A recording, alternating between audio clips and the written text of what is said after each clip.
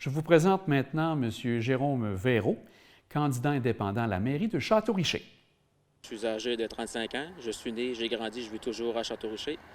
Je suis comptable professionnel agréé de formation. J'ai principalement œuvré dans le domaine de l'administration publique et à la protection des contribuables, que ce soit à l'Autorité des marchés financiers, au vérificateur général du Québec.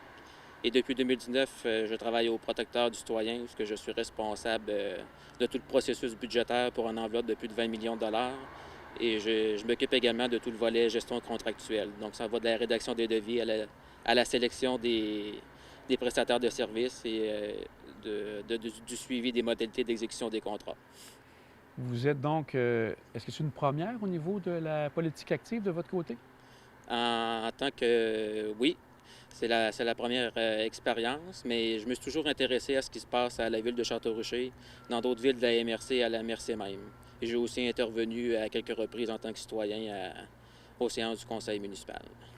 Et si on regarde les projets que vous avez pour les prochains 4 ans, pour le Château-Richer, qu'est-ce que vous avez comme projet? Oui. Tout d'abord, en tant que candidat indépendant, je souhaite ramener le citoyen au cœur de l'action et au cœur des décisions du conseil municipal. On voit dans plusieurs villes qu'il y a plusieurs maires maintenant qui désirent, pas former, mais désirent être indépendants et que chaque élu soit indépendant. Et pour moi, ça a été un des éléments décisifs dans ma décision de me présenter indépendant. Dernièrement, on a vu le maire de Saint-Augustin-de-Desmaures qui parlait que les équipes municipales deviennent tellement lourdes que les équipes finissent par se servir eux mêmes et à utiliser pas les actifs municipaux, mais les biens de la municipalité, des municipalités pour servir leurs propres biens et défendre les intérêts du parti et de leur chef. Et moi, ce qui me pose avant tout, c'est vraiment l'intérêt du citoyen. Et en tant qu'indépendant, je veux que chaque élu ramène le citoyen au cœur du conseil municipal.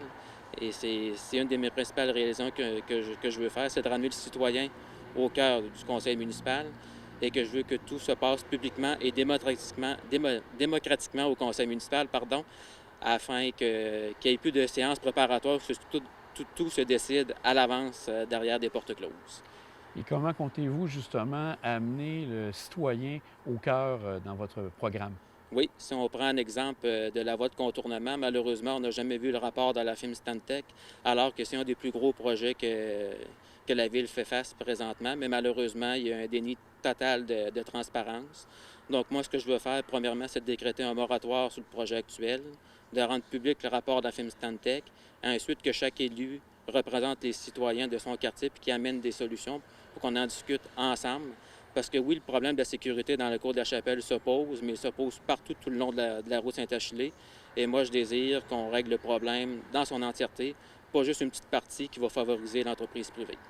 Et là, présentement, est-ce que vous avez des idées en tête, outre voir avec les citoyens? Avez-vous une idée pour améliorer la sécurité dans le secteur? Oui, on peut demander à la Sûreté du Québec de patrouiller, à contrôle routier. On a adopté des règlements sur la circulation des poids lourds pour des heures qui ne peuvent pas passer. Puis malheureusement, ce règlement-là, il n'est pas affiché nulle part, puis il n'y a aucune volonté du conseil municipal de le faire appliquer. Donc, un autre de mes engagements, c'est de mieux faire respecter des règlements municipaux, et ça, c'en est un bel exemple. On se donne les moyens à Château-Richer de faire respecter pour améliorer la qualité de vie, mais malheureusement, on n'a pas de volonté de les faire appliquer. Quels sont les autres projets que vous avez en tête pour Château-Richer?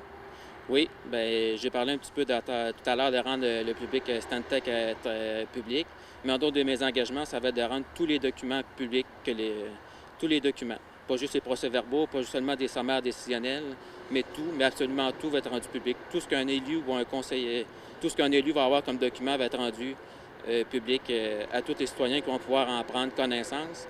Puis ça va favoriser justement la participation citoyenne et de ramener le citoyen au cœur des décisions politiques au conseil municipal. Comme ça, tout le monde va avoir les mêmes informations, puis c'est là qu'on va pouvoir faire avancer ensemble la ville.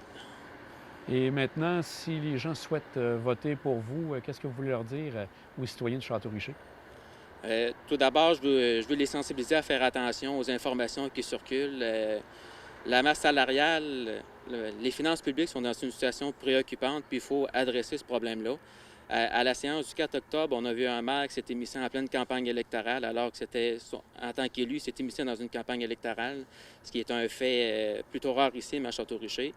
Donc, on a essayé de contredire mes chiffres à l'effet que la masse salariale et les cadettes représentait 27 et 34 du budget de la ville. Mais si vous le permettez, selon les états financiers vérifiés en 2020 qui sont disponibles, pas sur le site de la ville, mais sur le site du ministère des Affaires municipales, on voit que la masse salariale représente 2 56 000 $. Ça, c'est disponible à la page 23 des états financiers qui ont été vérifiés par une personne externe. Et pour 2020, la Ville avait adopté un budget de 7 780 000 $ à sa séance du 9 décembre 2019 pour l'exercice 2020. Donc, quand on fait l'exercice, ça nous donne bien 27 %. Tout ce que j'essaie de démontrer, c'est que la situation des finances publiques à Château-Richer est préoccupante. C'est bien beau faire beaucoup de projets, faire des programmes qui comportent de nombreuses pages puis de nombreux projets, mais il faut avant tout avoir les moyens financiers de les réaliser. Et pour ça, il faut adopter des plans cohérents, publics, et qui s'échelonnent sur plusieurs années. Je pense entre autres aussi aux infrastructures municipales sur l'avenue Royale, les réseaux d'égouts, le réseau d'égouts sanitaires et l'eau potable. Plusieurs secteurs ne sont pas desservis.